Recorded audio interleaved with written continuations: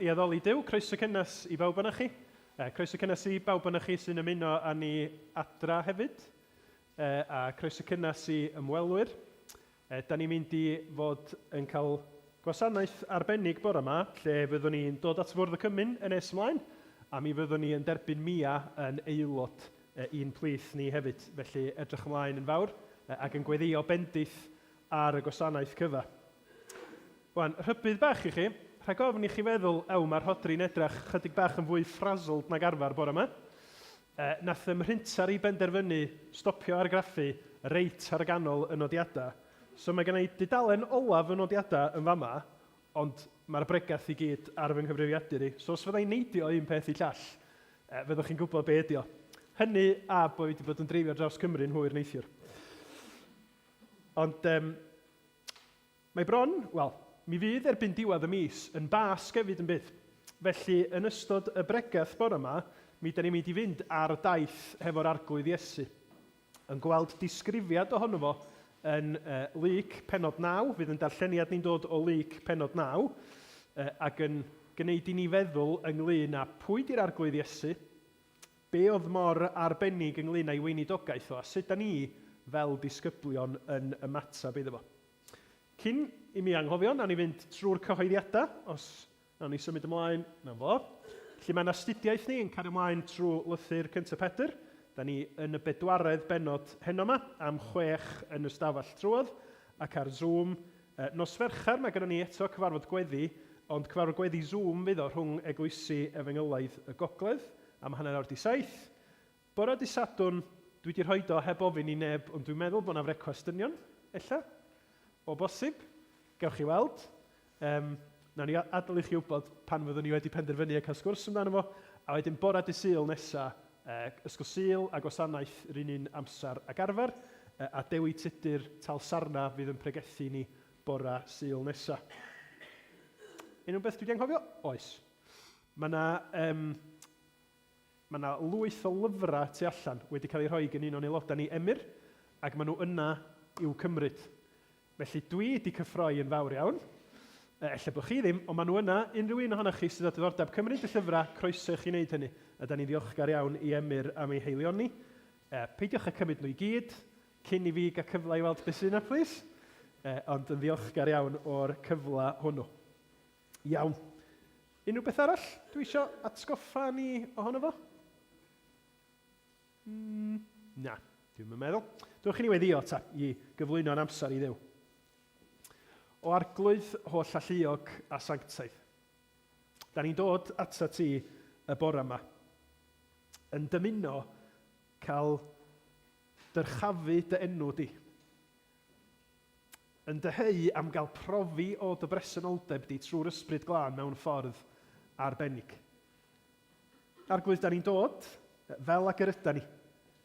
Rhei ohono ni di mwynhau wythnos arbennig, eraill ohono ni ella di brwydro trwy amrywiol heria, amgylchiadau anodd. Mi wyt ti'n gwybod y cyfan arglwydd, a da ni eisiau dod fel dy bobl di yn gofyn arglwydd, gna dy waith yn plith ni. Da ni eisiau i'r gwasanaeth yma fod yn fodd i ni weld Iesu Grist yn gliriach. Da ni eisiau cael yn bwydo, eisiau cael yn cyfarwyddo, eisiau cael yn bywhau i fyw dy glod di am yr wythnos sydd o'n blaenau ni. Felly maddau ni arglwydd bob pechod, bob angyfiawnder, bob balchder sydd yno ni.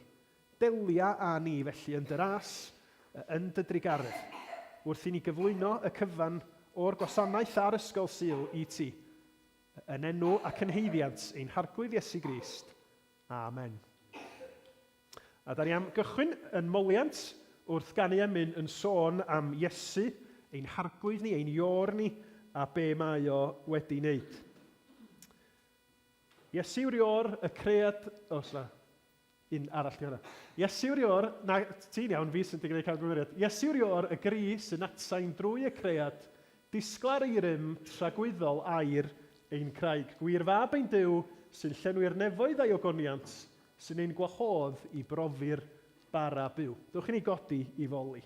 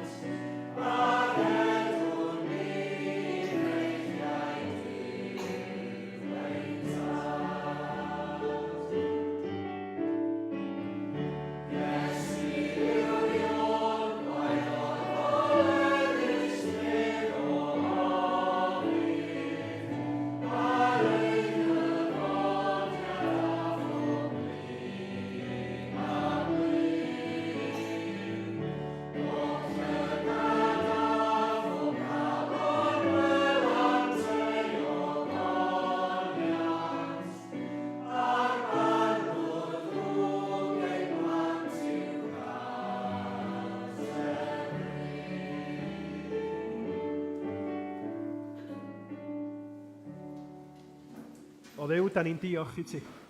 Yn diolch i ti am yr hyn yr ydyn ni newydd gannu. Bod gynnon ni frenin, bod gynnon ni arglwydd yn Iesu Grist sydd yn teyrnasu. A fydd yn teyrnasu am byth. Da ni'n diolch am y pris a dalwyd drosom ni ar Galfaria. Da ni'n diolch na nid marwolaeth sydd ar gair ola dros y bobl di, achos buddugoliaeth Iesu Grist. A da ni'n diolch y gallwn ni edrych ymlaen at ddyfodiad Crist mewn gogoniant. Gweithio na ni felly, trwy dysbryd glân, nid i glywed y geiriau ma'n unig, ond i sylweddoli mor enfawr ydy'r fendith sydd yn dod i bawb sydd yn credu oherwydd pwy wyt ti a be wyt ti wedi wneud trwy dy fab. Derbyn yn clod a'n mawl ni rwan, a parhau weithio yn plith ni. Amen. Dych chi eisiau dod i'r blaen, blant?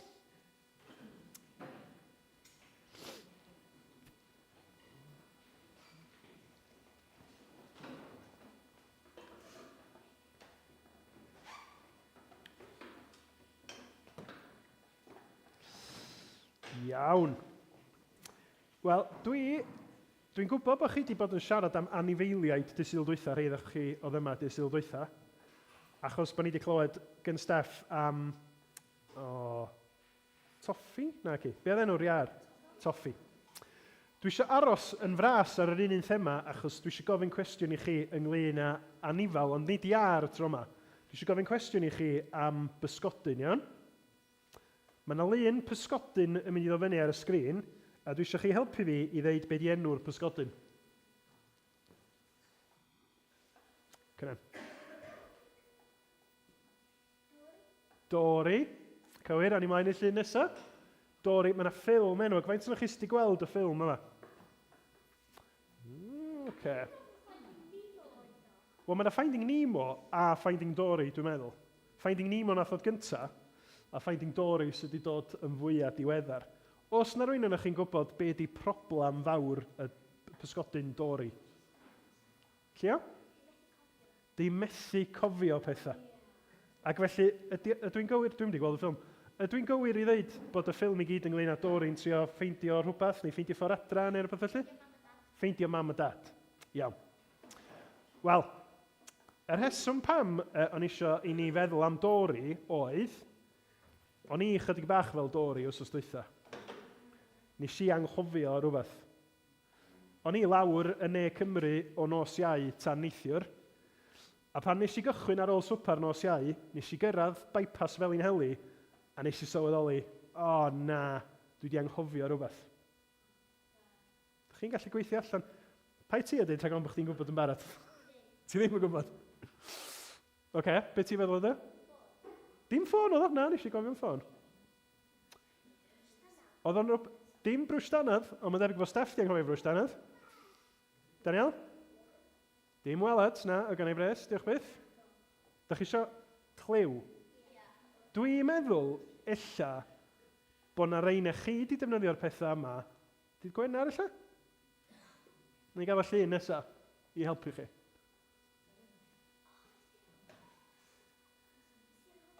Nes i anghofio Cennin Pedr, do.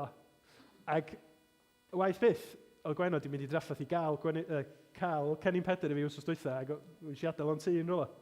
Dwi'n gwisgo fo rwan i wneud i fyny, i wneud siŵr bod fi'n cael gwerth ymhres, bod ti ddim yn fawrth cyntaf heddiw. So nes i anghofio Cennin Pedr, am y peth mwyaf pwysig yn y byd, na di?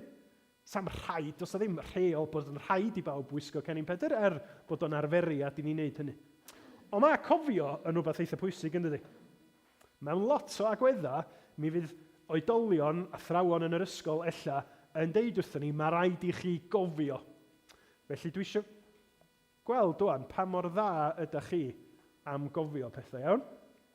Felly na i roi llun i fyny ar y sgrin, a dwi eisiau chi ddeud, na fo, dych chi wedi gweld yr arwydd yma mewn ysgolion, mewn siopa, mewn canolfanna. Be ydych chi'n gorfod gofio os ydych chi wedi mynd i'r lle yma? Wan, byddwch yn ofalus efo'ch atebion. Be sydd rhaid i ni gofio os ydych ni'n mynd i'r toilet? Aran. Ardderchog, gwych. Mae yna arwyddion does, fel yr arwydd nesaf, yn deud, cofiwch, golchwch eich dwylo. Bwysig dydi? Chos da ni wedi toilet ddim yn golchi'n dwylo, mae'n hawdd iawn i ni gael salwch a bug stumog, lot o bethau gwahanol. Felly mae'n bwysig i ni, yn blant ac oedolion, gofio, dyna pan maen nhw'n rhoi arwyddion yn deud, golchi dwylo. Da iawn. Be am y llun nesaf? Be da ni'n gorfod gofio yn y sefyllfa yma? Elain.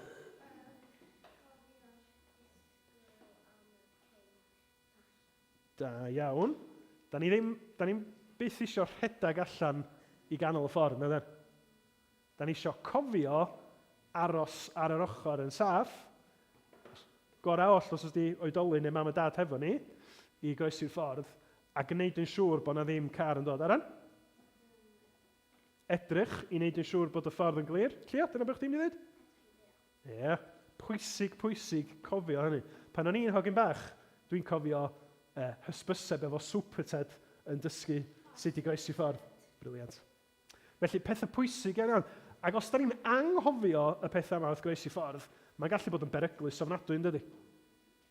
Pan ydyn ni yn dod i'r capel, mae'r Beibl yn deud bod angen ni Gristnogion gofio pethau hefyd. Cofio lot o bethau gwahanol. A heddiw, mi welwch chi ar y bwrdd bod byddwn ni yn nes ymlaen yn cael cymyn. Ac wrth i ni ddod at fwrdd y cymyn, mae Iesu Grist yn deud wrth i'w ddisgyblion, wrth i ffrindiau, dwi eisiau i chi gofio rhywbeth trwy'r amser. A mae'r adnod i fyny gyda ni, lle mae Iesu'n siarad efo'i ddisgyblion just cyn y Pasg. Mae'n siarad efo'i ddisgyblion wrth fwrdd bwyd, a mae o'n torri bara, ac mae o'n deud, yna cymerodd dorth o fara, ac yna ar ôl adrodd y weddi o ddiolch ei thorri a'i rhannu i'w ddisgyblion, dyma fo'n dweud, dyma fy nghorff i sy'n cael ei roi drosoch chi, gwnewch hyn i gofio amdana i.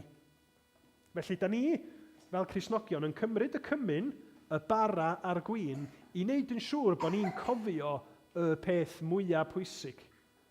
Cariad Duw yn Iesu Grist, a bod ni'n gweld hynny wrth i Iesu Grist farw ar y groes yn lle ni. Ac mae'r bara yn atgoffa ni o gorff Iesu Grist, a'r gwyn yn atgoffa ni o waed Iesu Grist. A mae Iesu isio i bob Cristion gofio hynny trwy'r amser. Dyna di'r peth mwyaf pwysig. Nid sut ydyn ni'n byw a be ydyn ni'n neud, ond be mae Iesu Grist i wneud droston ni. Lot pwysicach na Cennin Pedr ar y ddydd Gwyl Dewi, ydy bod Cristnogion yn cofio pwy di Iesu Grist a be mae wedi wneud. A da ni'n gwrando ar o'r chymyn Iesu trwy ddod i gael cymyn hefo'n gilydd. Iawn? Felly tro nesaf, da chi'n gweld Nemo neu Dory ac yn meddwl am anghofio, cofiwch be mae Iesu Grist i ddeud am gofio ac am yr hyn mae o wedi wneud ar y groes dros i bobl. Gwych. Diolch i chi. Wel, dwi'n mynd i weddio, a wedyn gallwch chi fynd yn ôl i ista, na ni gan i ymyn, a wedyn gallwch chi fynd i'r ysgol Sul. Okay? Rwy'ch chi ni weddio yn sydyn cyn i chi fynd yn ôl i'ch seti. O Dduw ein tad, da ni'n diolch mai Duw wyt ti sydd byth yn anghofio. Duw sydd trwy anfon Iesu Grist i'r byd wedi dangos dy fod ti'n cofio ni, dy fod ti wedi gwneud yr hyn sydd angen mwyn i ni gael yn derbyn yn blant i ti. Da ni'n diolch ar Glwydd Iesu, dy fod ti trwy sôn am y bara a'r gwyn a'r ffaith bod y ddisgyblion di fod i wneud hyn cof amdana ti, wedi pwysleisio yr hyn sydd yn allweddol i ni yn ffydd. Diolch am dy gariad felly, bendithia ni yn yr ysgol Sul, yn y gwasanaeth, wrth i ni ddod at fwrdd y cymyn. Helpa ni arglwydd hefo'n tuedd i anghofio, a diogela ni trwy ffydd yn danwyl fab Iesu Grist. A ni'n gofyn hyn i gyd clod i thenw. Amen. Diolch i chi. Diolch i mynd i ista. Ac wrth i chi wneud eich ffordd yn ôl, dewch i ni eto gannu clod i Dduw. A diolch lle da ni yn gallu bod yn wan, lle da ni'n gallu bod yn ofnus, lle da ni'n gallu crwydro, mae Iesu Grist yn dal ni yn dyn. Pan dwi'n ofni colli ffydd, ei oer yw nghariad i, rhaid iddo, rhaid i'r arglwydd Iesu nal yn dyn. ef am deilyn dyn, fy ngwaredwr, ef am car, ef am deilyn dyn. Ych chi ni foli'r arglwydd.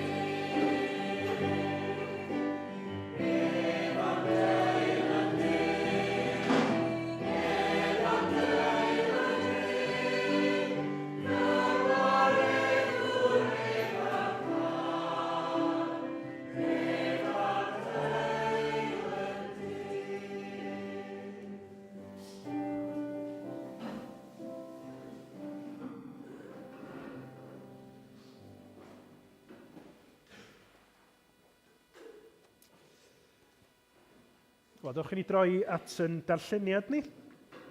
A fel o'n i sôn, da ni yn Lug pennod 9, a dwi am ddarllen o adnodau 43 i 56. Lug 9, 43 i 56. Ac yr oedd pawb yn rhyfeddu at fawredd Duw. A thra oedd pawb yn synnu at ei holl weithredoedd, meddai ef wrth ei ddisgyblion, clywch a chofiwch wi y geiriau hyn. Y mae mab y dyn i'w draddodi i ddwylo pobl. Ond nid oeddent yn deall yr ymadrodd hwn. Yr oedd ei ystyr wedi guddio oddi wrthynt, fel nad oeddent yn ei ganfod, ac roedd arnynt ofn ei holi ynglyn â'r ymadrodd hwn. Cododd trafodaeth yn ei plith. Pryn ohonynt oedd y mwyaf. Ond gwyddai Iesu am feddyliau ei calonnau. Cymerodd blentyn a'i osod wrth ei ochr, ac meddai wrthynt, pwy bynnag sy'n derbyn y plentyn hwn yn fy enw i, y mae'n fy nerbyn i. A phwy bynnag sy'n fy nerbyn i, y mae'n derbyn yr hwn am hanfonodd i. Oherwydd y lleiaf yn eich plith chwi oll, hwnnw sydd fawr.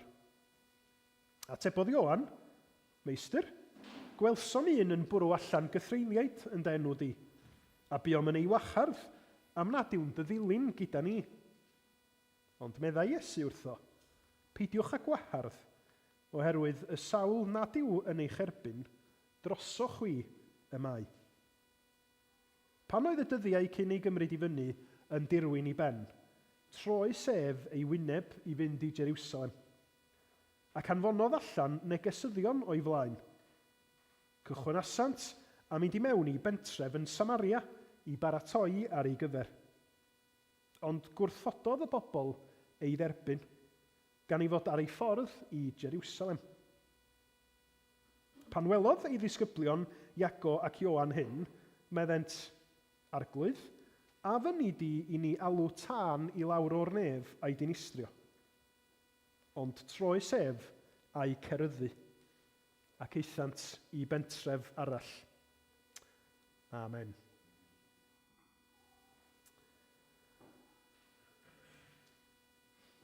Weithiau, mae yna rhai ymadroddion neu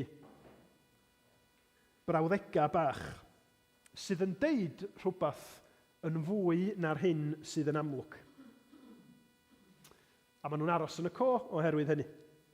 Enghraifft, tasach chi'n troi at yr Encyclopedia Britannica, yn benodol fersiwn 1888, ac yn mynd at yr adran lle mae'r llythyren W yn yr Encyclopedia, mi fysach chi'n ffeindio y geiriau syml Wales, See, England. Mi fysach. Well, mi fysach chi. Ac ynddo'i hun, cwbl mae hwnna'n ddeud, wrthych chi ydy gwybodaeth bach handi, os da chi eisiau gwybod rhywbeth am Gymru yn y llyfr yma, cerwch i'r adran sydd yn sôn am Loegr, ynde? Ond eto, yn y geiriau yna, mae o'n deud cyfrola, ynddi? Mae o'n deud cyfrola wrtha ni am sut oedd yr ysgolheigion na sgwennu'r Encyclopedia Britannica yn meddwl am Gymru. Da ni'n gallu gweld yn y geiriau bach di-nod yna ar ei ben ei hunin, da ni'n gallu gweld arwyddocad anferth y ffaith yn y cyfnod yna dda nhw'n deud sa'n byd o werth yng Nghymru. Unrhyw beth o werth yng Nghymru da chi eisiau gwybod, sbiwch o dan adran Lloegr, achos di Cymru yn bodoli, Cymru yn cyfri. Ac wrth i ni wrando ar y darlleniad dwi newydd fynd trwyddo fo o Lug Pennod 9, dwi'n mynd i awgrymu wrthych chi bod yna rhywbeth tebyg iawn iawn i weld neu i'w glywed. Ac yn benodol, mae'r geiriau yna i'w cael yn Lug Pennod 9, adnod 51, a mi ddarllenai'r adnod i chi eto. Pan oedd y dyddiau cyn ei gymryd i fyny yn dirwyn i ben, troi sef ei wyneb i fynd i Jerusalem. Wan. Ar ei pen ei hun, yn arwynebol, cwbl mae'r frawddeg yna yn dweud ydy lle mae Iesu Grist yn mynd ynde. Ond pan da ni'n ystyried beth sydd tu ôl i'r geiriau yna, a'r arwyddocad sydd yna i'r geiriau yna, mae o'n deud cyfrola wrtho ni am yr arglwydd Iesu hun. Ac a deud y gwir, mi allwn ni weld bod yr adnod yma yn holl efengil Lug yn bwynt tyngedfennol. Achos cyn yr adran yma, ac ar gychwyn yn darlleniad ni, oeddan ni'n Galilea. Ac oeddan ni'n clywed tameidia bach o Iesu Grist yn ei weinidogaeth yn mynd o gwmpas ardal Galilea, yn gwneud gwirthia, yn dysgu, yn galw disgyblion. Ond yma, yn 951, mae Lug yn y frawddeg yma yn deitha chi, mae yna newid, mae yna symudiad. Mae holl ogwydd beth sy'n digwydd i Iesu Grist yn newid rwan. Mae o'n mynd i Jerusalem. Ac o'r rhan yma ymlaen, mi welwch chi, mae o ar y daith ddeiarol ola honno i fynd i Jerusalem ar hyn mae o'n ei wynebu yno. Ac felly, yn sydyn iawn, beth da ni'n mynd i wneud? Achos yn bod ni'n dod i'r cyfnod lle da ni'n edrych ymlaen at wythnos y Pasg, dwi am i ni feddwl ar y pwynt yma, be mae Iesu yn ei ddangos o'i gymeriad ei hun. A be da ni'n gallu ddysgu yn sydyn o ymateb y disgyblion yn y rhan yma. Felly, mae Iesu yn troi ei wyneb at Jerusalem. Troi sef ei wyneb i fynd i Jerusalem. Mae hon yn ffordd Hebraeg o ddeud bod o yn gosod cyfeiriad. Ac yn fwy na jyst deud, oedd o'n arfer mynd i'r chwith, rwan mae o wedi mynd i'r dde, mae o'n yn ffordd, da ni'n ei weld yn yr Hen Testament hefyd, o ddangos penderfyniad, pendantrwydd. Mae o yn sicr i feddwl a'i amcan, mae o'n mynd i Jerusalem am reswm penodol. A mae cychwyn yr adnod yn awgrymu hynny'n dydy. Pan oedd y dyddiau cyn ei gymryd i fyny yn dirwyn i ben, mae'r amser bron a dod, lle mae'n rhaid i'r arglwydd Iesu fynd i Jerusalem, achos yn fanno mae o'n mynd i gyflawni yr hyn a mae o wedi cael ei anfon i'r byd i wneud. A mae Iesu yn gwneud hynny yn glir yn dydy. Da ni'n defnyddio ffordd debyg o siarad yn dydyn. Os oes na rywun yn gynghorydd, a maen nhw'n dangos brwdfrydedd mawr dros bwyllgorau a ffrio a dadla, a mi fysa ni'n deud pethau fel, dwi'n ama bod llygad hwn ar Gaerdydd neu Llundain. A da ni'n gwybod be da ni'n feddwl. Mae gen y person yma uchelgais, neu mae gen fo lwybr o'i flaen o, neu os ydy rhywun yn licio perfformio, a mi fysa ni'n deud, mae hwn neu'r llall a'i fryd ar Hollywood. A mi fysa ni'n deud, da ni'n gwybod be mae hynna'n meddwl. Mae gen nhw blan. Mae nhw isio mynd i'r pen draw. Mae Luc yn deud hyn am yr arglwydd Iesu. Di gair uchelgais ddim yn briodol na di, ond mae o'n gwybod lle mae o'n mynd, a mae o'n gwbl ddi-symud ar y llwybr hwnnw. Pam? Achos mae o yn cyflawni y cynllun tragwyddol y mae o wedi dod i'r byd i wneud yn dydy. Mae o wedi dod i wneud y gwaith o'n hachub ni o ddinistyr pechod a marwolaeth ac uffen.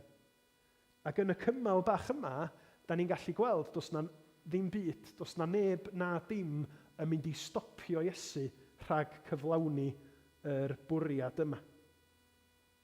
Mae yna lot o ffyrdd yn does y mae pobl yn gallu cam ddallt gweinidogaeth a gwaith Iesu Grist. Mae yna lot o straeon, lot o lyfrau wedi cael ei sgwennu sydd yn awgrymu bod croeshoeliad Iesu Grist yn rhyw fath o ganlyniad grymoedd gwleidyddol. Yr Iddewon yn erbyn y Rhufeiniaid, a bod Pilat wedi caniatáu iddo fo gael i lofruddio ar groes mwyn sicrhau bod ei awdurdod o'n parhau. A mae yna elfennau o hynny sydd yn wir, ond wrth i ni ddarllen y Beibl, da ni'n gweld reality llawer mwy gwerthfawr. Mae Iesu o'i wirfodd yn mynd i Jerusalem. A hyd yn oed yn y darlleniad ni'n barod bore yma, da ni wedi clywed o'n rhagyrbudio'r disgyblion yn dydy. Gan ddeud, mi fydda i, mab y dyn, yn cael fy nhraddodi i ddwylo pobl. Darllenwch trwy'r Efengyla a rhestrwch sawl gwaith mae Iesu'n deud wrth i ddisgyblion, gyda llaw, dwi yn mynd i farw. Dwi yn mynd i gael fy ngham drin. Mae o'n mynd i ddigwydd. A mor aml, di'r disgyblion i'n mynd all na dyn. Mae Pedr hyd yn oed yn dweud, na, da ni'n mynd i adael hynna ddigwydd i chdi.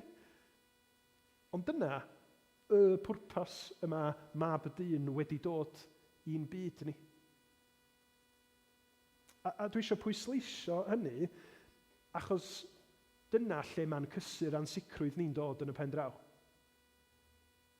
Dyna sut y gallwn ni, yn yn gwendid, yn yn heuogrwydd, yn ryswch yn bywydau ni, allu profi yr heddwch a'r sicrwydd yna mae Crist wedi mynd i'r groes drosom ni.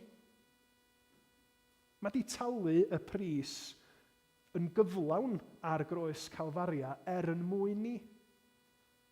Ac yn Gethsemane, da ni'n gweld gymaint o nath hynny achosi iddo fo. Bod o'n chwysu dagra o waed. Oedd y peth yn erchill. Achos fo oedd yr un perffaith.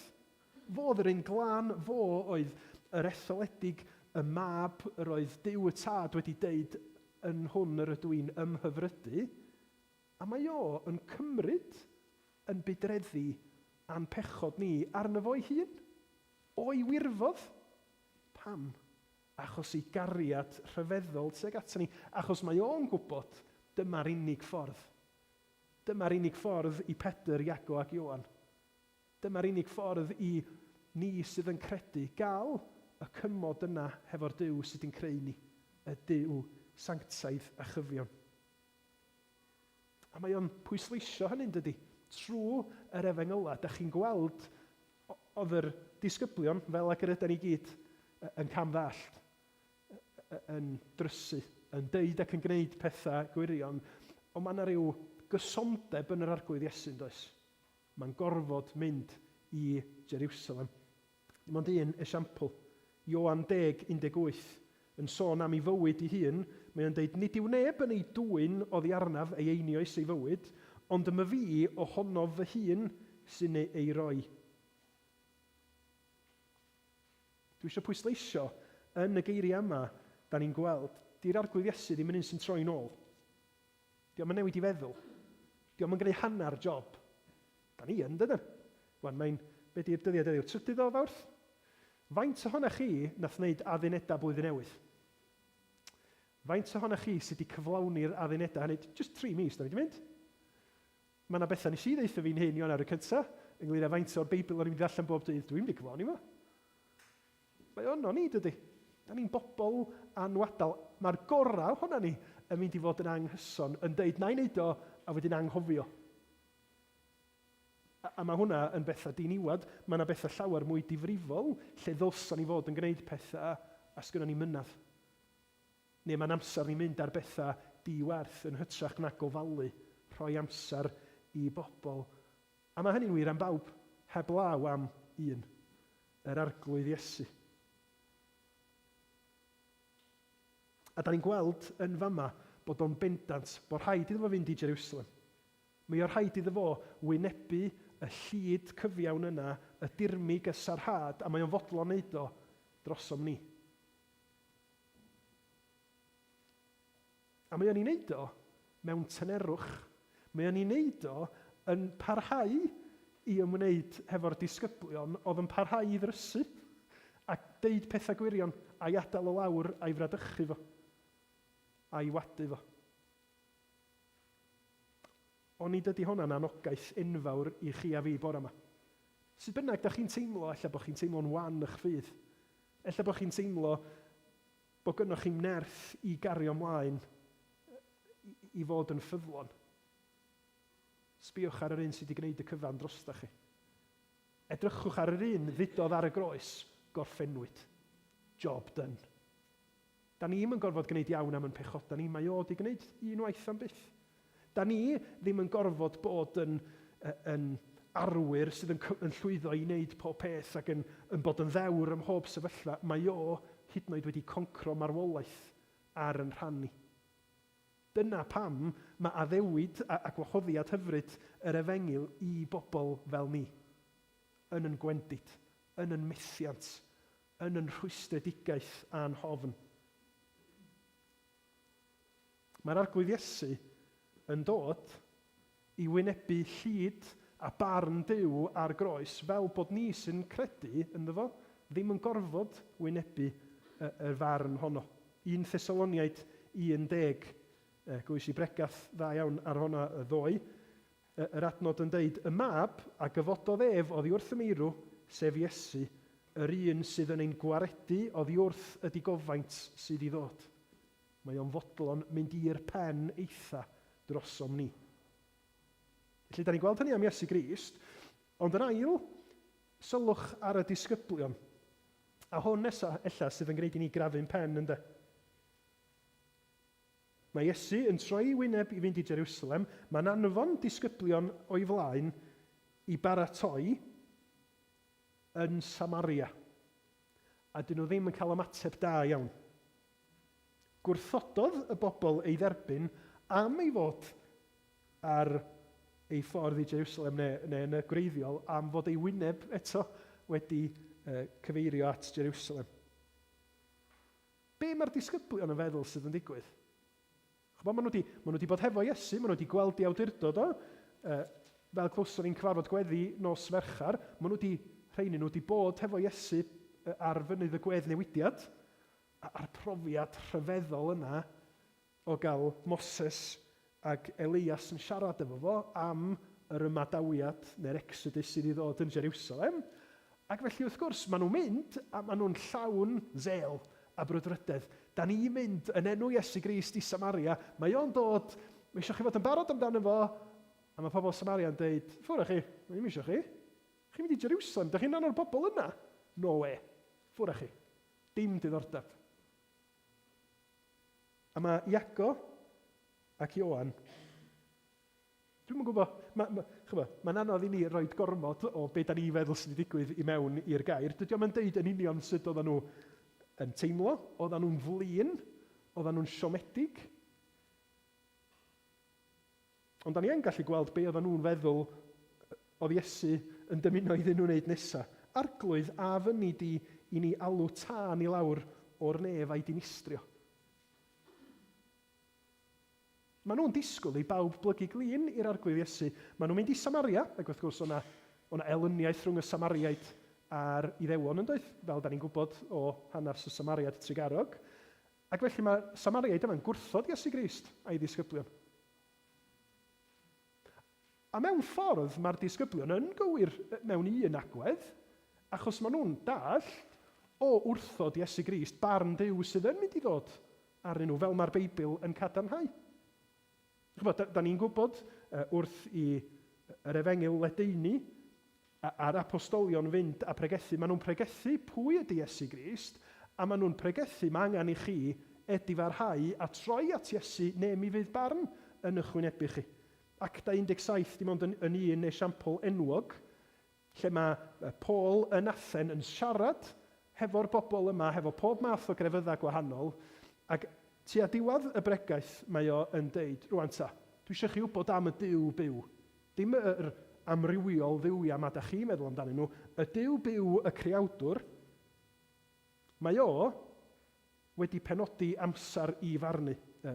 Acta 17, 30 a 31.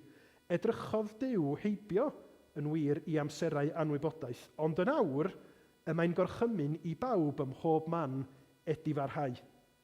O blygyd gosododd ddiwrnod pryd y bydd yn barnu'r byd mewn cyfiawnder, trwy wr a benododd ac fe roi sicrwydd o hyn i bawb trwy atgyfodi ef oddi wrth y meirw.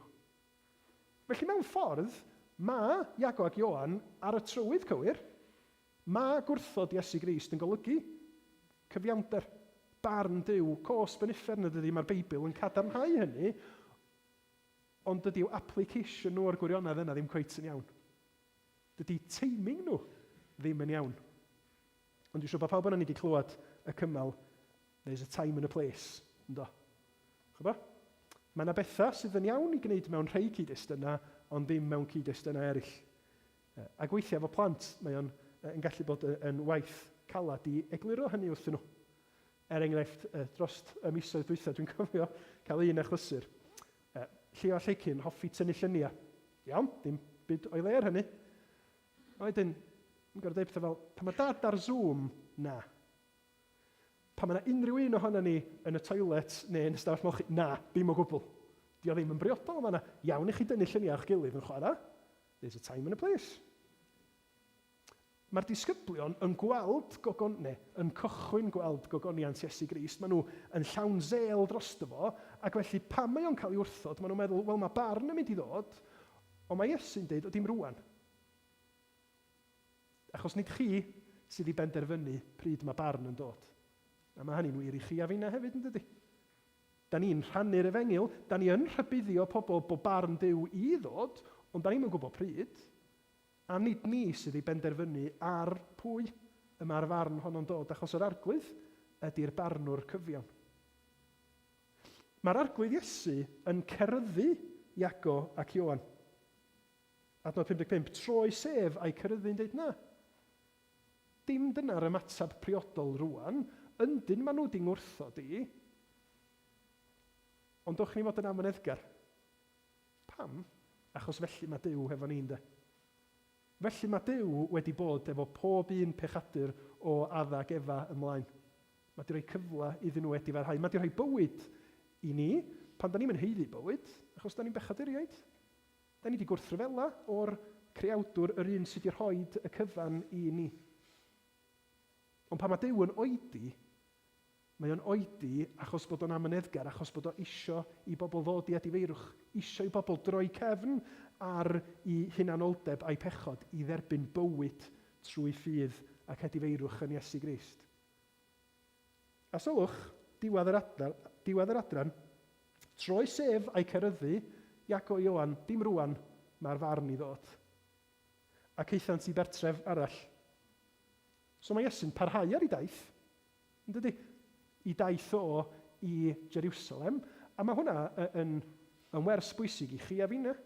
Os ydym ni'n rhannu'r efengil efo pobl, a maen nhw'n gwrthod, neu'n dweud dwi'n isio clywed, da ni'n mynd dweud, wel, dyna fo, ti wedi cael dy gyfla, stwffio chdi. Dwi'n mynd i siarad efo chdi eto. Da ni'n dyfal barhau yn yn gweinidogaeth. Da ni'n sicr yn cario ymlaen i weddio amdanyn nhw, ond da ni'n disgwyl am gyfle ella i wneud eto. Ella fydd o ddim wrthos nesaf, ella fydd o flwyddyn nesaf, ella fydd o mewn degawd, ond da ni'n dal i fod yn ifydd gan ddilyn Iesu Grist. Dal yn deud, ma' na waredwr. Ma' na un sydd wedi wynebu barn yn eich lle chi am eich pechod chi. Trowch ato fo. Tra da chi'n fyw, mae'r cyfle i chi ymatab i'r efengil. Yr esiampl wrth gwrs ydy'r lleidr ar y groes, ar yr eiliad ola droth at yr arglwydd Iesu a gafodd derbyn yr addewid hyfryd heddiw byddi gyda mi ym Mharadwys. Ac yn y pen draw, wrth gwrs, bod y Samariaid yma wedi gwrthod Iesu Grist yn Lug penod 9, sa chi'n neidio i Actau penod 8, be ydych chi'n weld? Disgyblion Crist yn mynd i Samaria. Y nerth yr Ysbryd Glân yn cyhoeddi am y gwaredwr sydd erbyn Actau 8 wedi talu'r pris ar y groes, wedi atgyfodi, wedi anfon i Ysbryd Glân, a beth sy'n digwydd yn Actau 8? Yn Samaria, yr un ardal lle roedd y bobl yna wedi gwrthod Iesu pan oedd ar ei ffordd i Jerusalem. Actau 8, adnodau 5 a 6. Aeth Philip i lawr i'r ddinas yn Samaria, a dechreuodd gyhoeddi'r Meseia iddynt. Yr oedd y tyrfaoedd yn dal yn unfryd ar eiriau Philip, wrth glywed a gweld yr arwyddion yr oedd yn ei gwneud.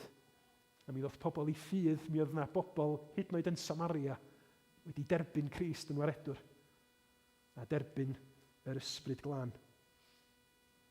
Surprise mawr y Testament Newydd ydy bod y Meseia wedi dod yn un ohono ni ac wedi byw bywyd o wasanaeth ac aberth y tro cyntaf.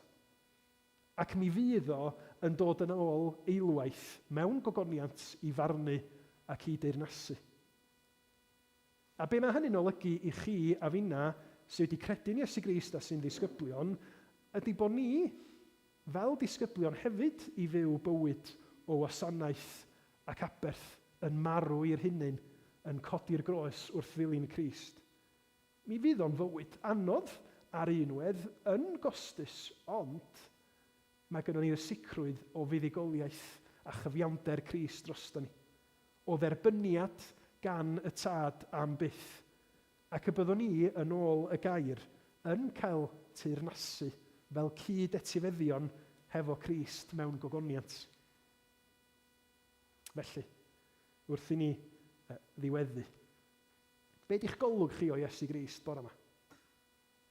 Pan ydych chi'n edrach ac yn meddwl am yr arglwydd Iesu, ydych chi'n gweld y penderfyniad yna, y cariad penderfynol yna, a'i fod o isio dod ata chi, i mewn i'ch bywyd chi? Ella bod yna bethau sy'n gwneud i chi ddal yn ôl. Ella bod chi wedi bod yn gwrando ar gannoedd, miloedd o bregethau, Ydych chi'n meddwl, ie, dwi'n gwybod, dwi wedi clywed hynny o blaen. Ond bod rhywbeth yn eich calon chi. Ydych chi'n meddwl, o, mae hwnna'n rhy fawr. Sa'n byd rhy fawr nad ydy marwolaeth ac atgyfodiad Iesu Grist yn gallu ei ddatrys o. Dewch at Grist fel ag yr ydych chi. Edrychwch ar ei gariad di-derfyn penderfynol costus o dros da chi. Mae di gwneud y gwaith. Mae di rhoi y gwahoddiad i chi yn yr efengil. Ildiwch. Rhowch eich hunain i Grist. Ac os da chi wedi gwneud hynny, a da chi'n stryglo i fod yn ddisgybl, a da chi yn stryglo a meddwl, dwi wedi gwneud camgymeriadau, wel, pwy sydd ddim? Iacog Ioan, di gweld gwynab Iesu'n disgleirio mewn gogoniant, a cyn diwedd penod 9, maen nhw'n gwneud faux pas unfawr. Os gynnwch chi feia, os gynnwch chi bethau da chi wedi dweud wrth bobl, pethau da chi wedi gwneud, mae gynnwch chi gwylydd ohono fo, join the club. Da ni gyd yn syrthiedig. Ond nid achos bod ni wedi byw bywyd perffaith, yr ydyn ni'n Gristnogion. Nid achos bod ni wedi llwyddo, yr ydyn ni yn gallu dod at Grist, ond achos bod o wedi. A bod o yn ei ras am i ni dderbyn o'i wobr o. I'n cysuro ni, a trwy ysbryd mae o am i ni dyfu i fod yn debycach iddo fo yn yn gwasanaeth, yn yn ei ddiddod, yn y llwybr yna lle da ni'n dilyn Crist tan y byddwn ni'n cael yn galw adra. Dwch ni weddio, cyn i ni symud ymlaen at fwrdd y Cymru. O Arglwydd Sanctaeth, da ni yn diolch i ti am yr Arglwydd Iesu, am y ffaith i fod o wedi troi wynab i fynd i Jerusalem ac wedi cyflawni'r cyfan oll er yn mwyn ni. Arglwydd trwy dysbryd ar gyhoeddan ni rwan. O unrhyw gamsyniadau, unrhyw falchder sydd yn o'n i'n hunin. Sut da ni at yr Arglwydd Iesu? A'r ho fywyd ac eiddgarwch o'r newydd i ni i wasanaethu fo fel disgyblion yn y byd. Da ni methu gwneud yn y nerth nag yn yn doethineb yn hunin, ond chdi di'r un sydd yn darparu'r cyfan yr ydyn ni angen. Bendithia ni rwan am addau ni, sgolid i fod yn dda. Wrth i ni ofyn hyn, trwy Iesu Grist yn ceidwad. Amen. Dwch i ni ganu cyn i Mia ddod ymlaen ac i ni ddod at fwrdd y Cymyn. Dwch i ni ganu emyn sydd yn sôn am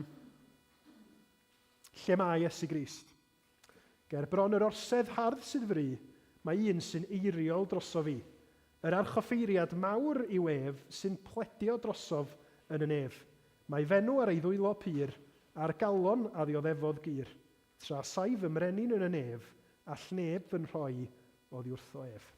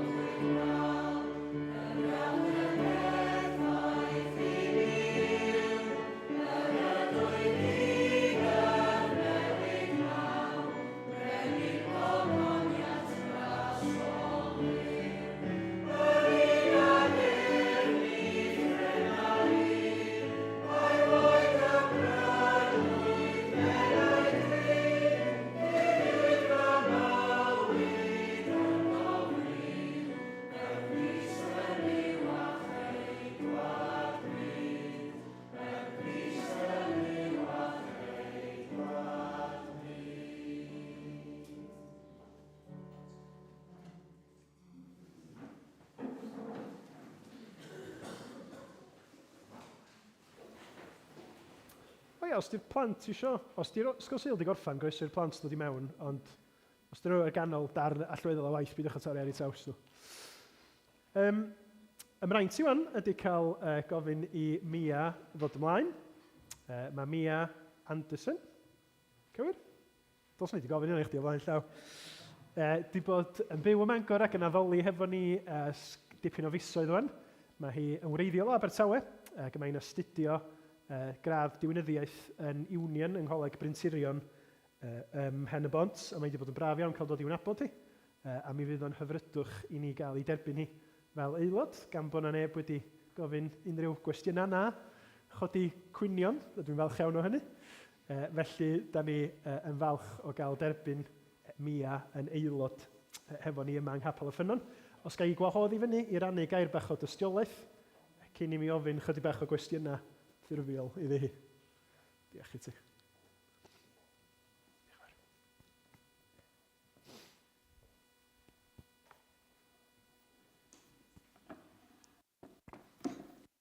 Nes i tyfu lan ym Capel Cymraeg yn Abertawe o oedran ifanc iawn. Nes i mynd pob Sul, pob clwb, pob ysgol Sul yn ffyddlon, ond ers oedran ifanc iawn, dwi'n cofio ddim credu yn Duw, a oedd e jyst yn rhywbeth o'n i'n neud yn Sul a jyst mynd.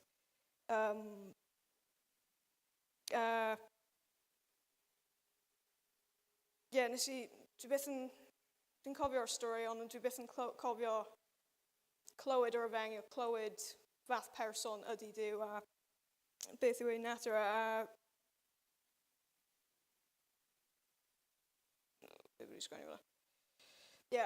just un ffordd neu'r llall, pan o'n i'n clywed, o'n i just ddim eisiau gwybod, o'n i eisiau gwrthod o bod yn ifanc. O'n i just ddim yn hoffi. O'n i ddim yn hoffi capel, o'n i ddim eisiau gwybod. A unwaith o'n i'n digon hyn, nes i stopi mynd ar Sul, a hynna sut oedd bywyd fi tan rhyw 5 mlynedd yn ôl pan o'n i'n 17. O'n i'n 17, o'n i yn blwyddyn gyntaf 6, a nath rhywun dod i blwyddyn ni a ymuno, oedd hi'n Gristion. A oedd hi'n ddim yn uchel iawn o'n y peth, ond oedd hi'n gwybod oedd hi'n Gristion. A achos o'n i'n teenager a o'n i'n awful, o'n i'n hoffi weindio hi lan a gofyn hi cwestiynau, o'n i'n gwybod oedd hi'n methu ateb.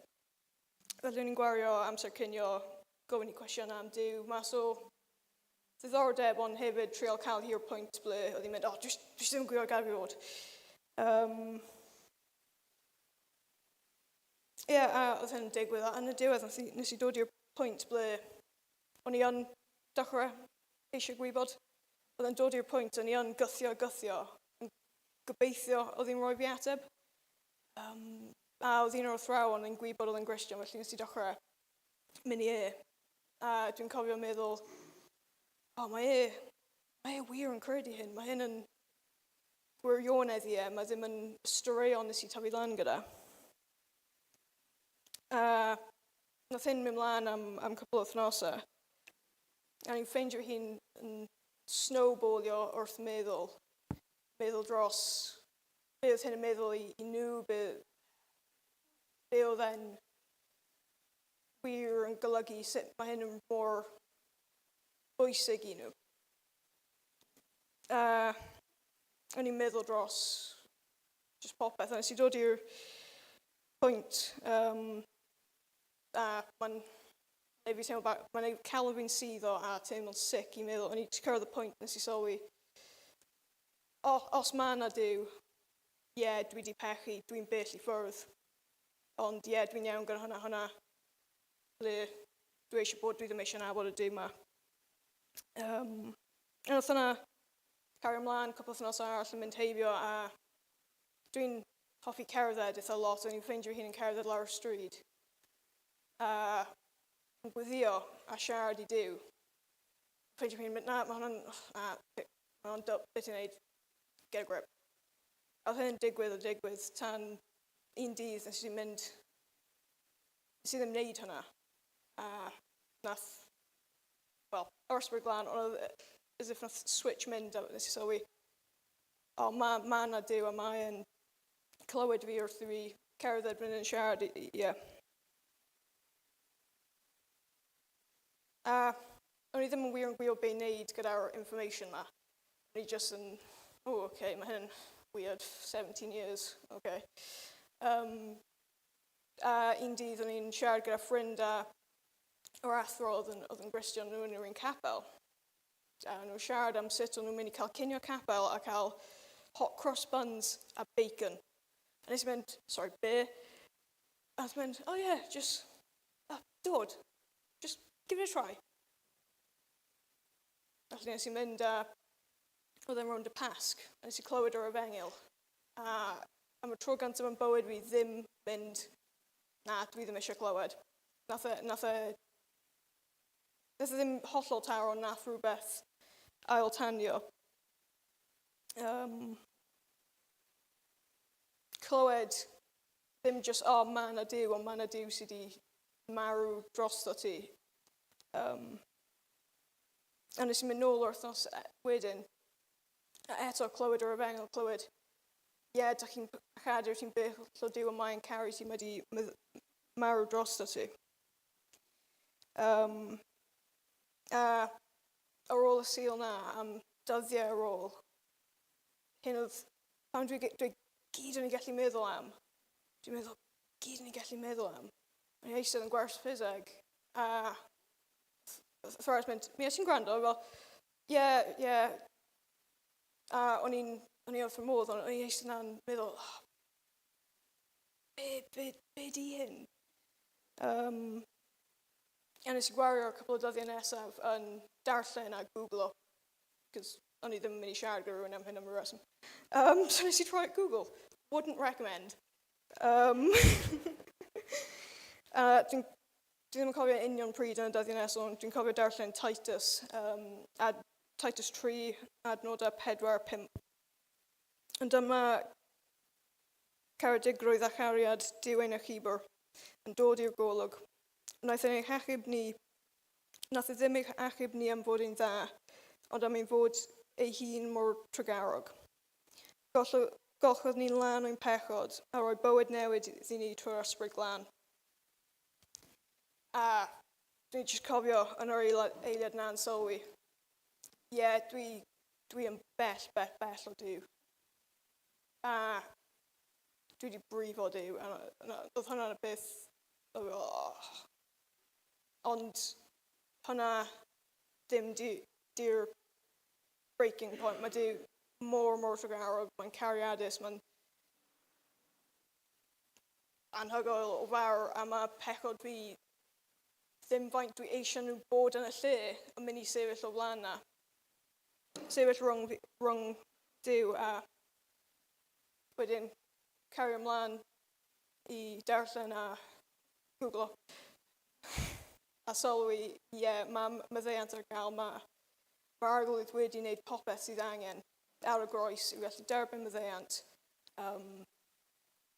I'w gallu cael y perthynas gyda'r Duw mae dwi wedi gwrthod ers 17 mlynedd. Dwi wedi eisiau gwrthod yn yr un sydd wedi eisiau caru fi o'r holl amser sydd wedi wneud popeth sydd angen i fi gallu cael y cariad na yn llawn, a'r perthynas na yn llawn. Felly, un nos am 3 o'clock in the morning, cos hwnna'n peak Googling times. Nes i gofyn am maddeuant a hwnna pryd nes i dod yn Gristion. A oedd hwnna 5 mlynedd yn ôl dod lan i'r Pasg ma. A ers hynny mae'r arglwydd wedi bod yn fwy tregarog, fwy cariadus, fwy heilio na byddai byth gallu dychmygu yn yr adeg na. Mae Duw wedi bod yn noddfa yn y degau anodd iawn, yn llawenydd, yn adegau llawen, ond mae wedi cael y fraint o bod yn aelod yn hen capel fi yn 4 mlynedd, gweld Duw ar waith yn pobl, gweld cynnal pobl yn adegau anodd gweld pobl yn dod i ffydd, jyst gweld pa fath o natur sydd gan y Duw na nes i tyfu lan yn clywed am, gweld yn wir dod i nabod e'n gwybod hwnna. Ac dwi'n edrych ymlaen at gwario gwyrdd fy oes yn feddu ar y Duw na'n dysgu fwy a cario ymlaen tyfu. Diolch yn fawr. Diolch yn ei clap iddi.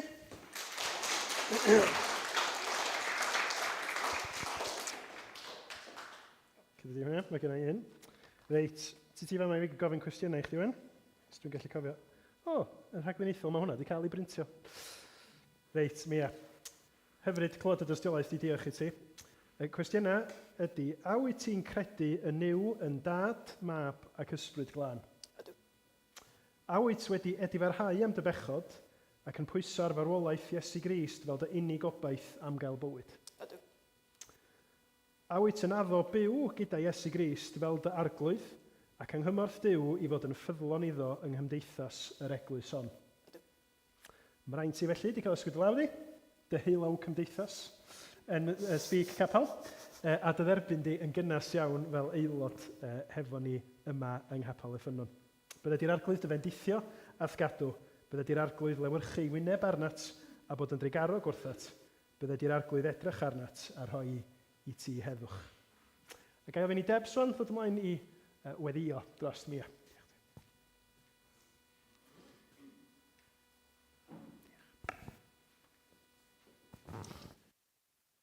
Arglwydd Dduw, ni diolch i ti gymaint am clywed yr hanes rhyfeddol yna, sut wyt ti wedi gweithio am mywyd Mia, sut wyt ti wedi torri mewn i'w bywyd hi, yn amseru perffaith di, bod ti wedi rhoi y pobl iawn yn ei fywyd hi ar yr amser iawn, i siarad gyda hi a defnyddio nhw i fod yn dystiolaeth, ond mwy na dim bod yr ysbryd glân wedi symud i chalon hi, a wedi rhoi'r gwirionedd iddi hi i dod i ffydd. A ni diolch i ti am yr anogaeth yna.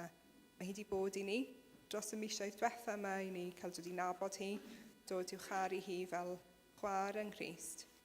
Diolch i ti bod hi wedi dewis dod at ni ym Mangor, mor bell yw o Union, bod gyda ni'r fraint o chael hi yma gyda ni. A ni'n gweddio fyddwn ni fel teulu'r ffydd, teulu'r eglwys yma, i fod yn gefn iddi hi, i fod yn anogaeth i adeiladu yn gilydd i fyny yn y ffydd. Ni'n gweddio byddwn ni yn ffyddlon iddi hi ac yn help iddi hi. Diolch i ti bod ti wedi bod yn noddfa ac yn nerth iddi hi, a bod hi yn tystiolaethu'n gryf i hynny, ac yn llawenydd hefyd. Ni'n gweddio i ti parhau i fendithio hi, parhau i fendithio i astudiaethau, a ni'n gweddio hi yn ffindo i ffordd i gwasanaethu yn yr eglwys yma hefyd. Di roi yn amlwg iddi hi y lle gallu hi gwasanaethu fel eglwys, a fel eglwys yn gallu gwasanaethu hi hefyd. Felly ni diolch yn fawr i ti am dy heilion, ni diolch i ti am dy ras a dy ddaioni i ni. Amen. Amen.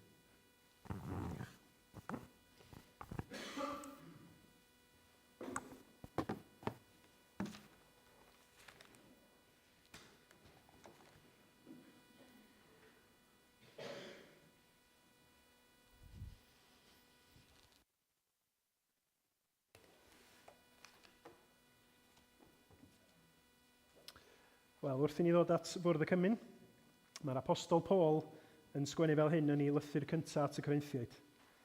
Oherwydd fe dderbyniais i oddi wrth yr arglwydd yr hyn hefyd a draddodais i chwi. I'r arglwydd Iesu yn nos y bradychwyd ef gymryd bara, ac wedi ddoddiolch fe'i torodd a dweud, hwn yw fy nghorff sydd ar eich mwyn chwi. Gwnewch hyn cof amdanaf. Yr un modd hefyd fe gymerodd y cwpan ar ôl swper, gan ddweud y cwpan hwn yw'r cyfamod newydd yn fy ngwaed i. Gwnewch hyn bob tro yr yfwch ef, cof amdanaf. Oherwydd bob tro byddwch yn bwyta'r bara hwn ac yn yfed y cwpan hwn, yr ydych yn cyhoeddi marwolaeth yr arglwydd hyd nes y daw. wrth i ni ddod at Fwrdd y Cymun, da ni'n cael llawenhau a diolch am yr hyn ddudodd Mia. Bod yr arglwydd yn gwybod am yn pechod, am yn crwydro, am yn drygioni ni. Ond mewn cariad, bod yr arglwydd Iesu wedi talu'r pris am y cyfan. Ac wedi agor y ffordd i ni ddod i brofi y cariad rhyfeddol hwnnw sydd byth yn dod i ben. Ac felly mae'r gwahoddiad i ni ddod at Fwrdd y Cymun yn wahoddiad i ni ddod yn nostangedig, yn cyffesu'n pechod, yn cyffesu'n angen am yr achubiaeth trwy Iesu Grist. Ond yn diolch bod o wedi cyflawni y cyfan. Felly mae o'n wahoddiad agorad i bawb sy'n credu yn yr arglwydd Iesu, pawb sy'n ei garu fo fel arglwydd a gwaredwr. Ar yr un pryd, wrth gwrs, mae'r Beibl yn deud wrthyn ni holi'n hunin, felly os nad ydym ni yn Gristnogion, i ni beidio cymryd y cymun, mae hynny'n iawn. Ond da ni eisiau dod yn ostangedig felly i gael yn atgoffa, i gofio, i ddiolch ac i foli. Mi rannwn ni y bara a'r gwyn ac yna mi wnawn ni gyd fwyta a chyd yfed hefo'n gilydd. Ac wrth i ni rannu yr elfenna, da ni am ganu yr emyn sydd yn deud wrth edrych Iesu ar dy groes. Os ddaw na un neu ddau ymlaen i rannu'r elfenna, swch yma.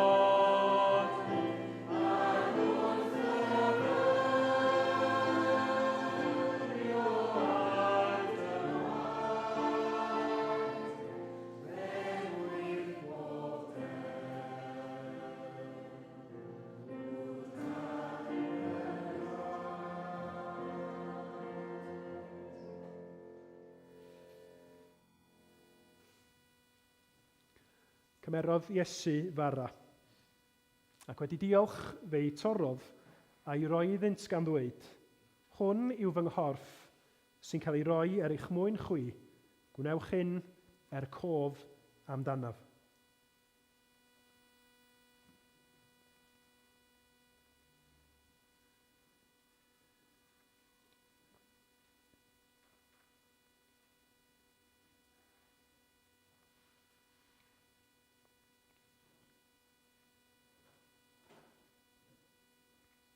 Do carodd Duw y byd gymaint, nes iddo roi ei unig fab, mwyn i bob un sy'n credu ynddo ef, beidio mynd i ddistriw, ond cael bywyd tragwyddol.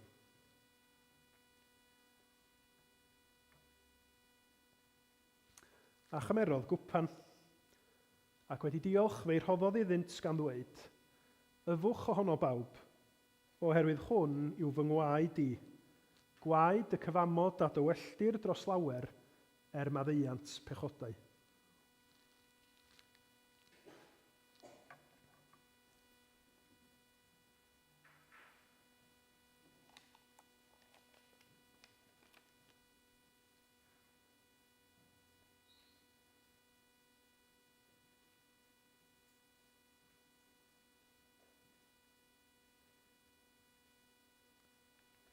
Ond arhollwyd ef am ein troseddau ni, a'i ddryllio am ein camweddau ni.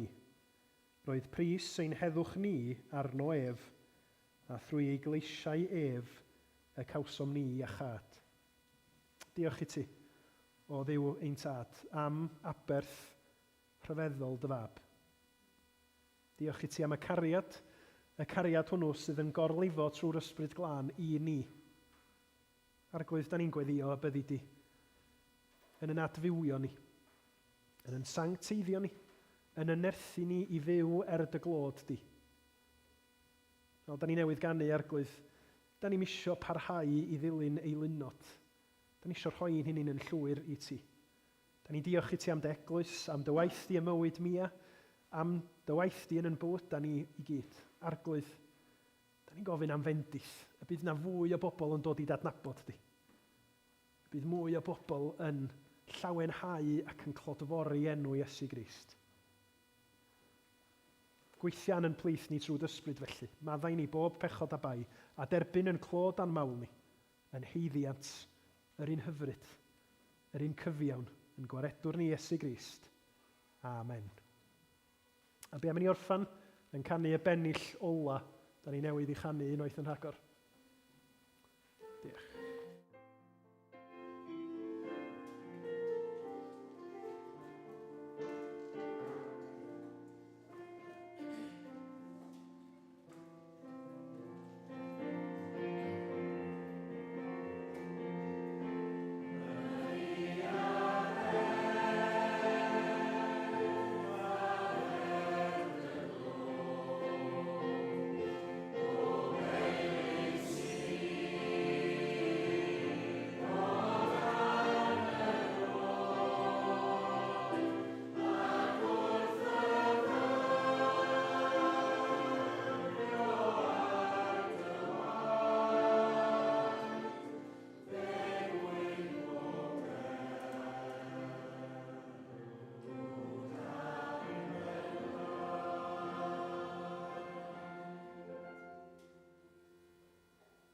Gras ein harglwydd Iesu Grist, a chariad Duw, a chymdeithas yr ysbryd glân, fydd o gyda ni oll, o'r awr hon, hyd byth. Amen.